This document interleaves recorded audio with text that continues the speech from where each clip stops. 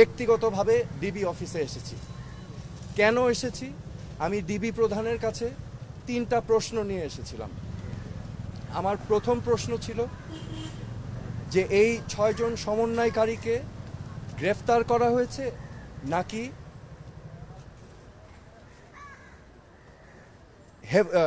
Safe কাস্টাডিতে নেওয়া হয়েছে। দ্বিতীয় প্রশ্ন, যদি অ্যারেস্ট হয়ে থাকে তাহলে আমার কোনো প্রশ্ন নাই, আমার কোনো দাবি নাই, কিন্তু যদি সেফ কাস্টাডি হয়ে থাকে তাহলে আমি তাদের সাথে দেখা করতে চাই।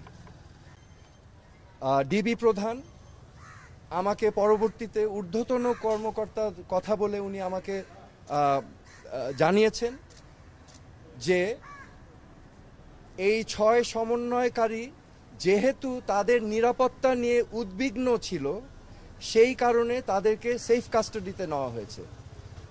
এই কথা শুনে আমি প্রশ্ন করেছিলাম যে আপনারা কিভাবে বুঝলেন যে তারা উদ্বিগ্ন তাদের নিরাপত্তা নিয়ে? তারা কি আপনাদেরকে জানিয়েছিল, রিকোয়েস্ট করেছিল?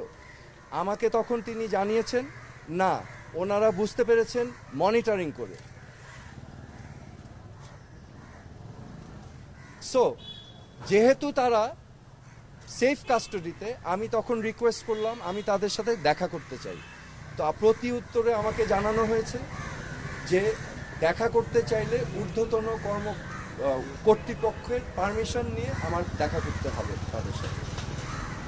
আমার তৃতীয় প্রশ্ন ছিল তাদেরকে কখন সেফ কাস্টাডি থেকে মুক্তি দেওয়া হবে।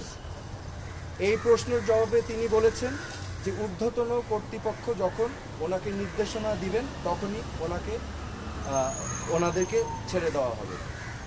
সো আমার প্রশ্ন এখন, সেফ কাস্টাডি আমার জানা মতে একজন নাগরিক যদি রিকোয়েস্ট করে তাহলে সেফ কাস্টাডিতে নেওয়া যেতে পারে, কিন্তু রিকোয়েস্টের বাইরে যদি কাউকে সেফ কাস্টাডিতে নেওয়া হয় এটা কি আসলে সেফ কাস্টাডি না এটা অ্যারেস্ট?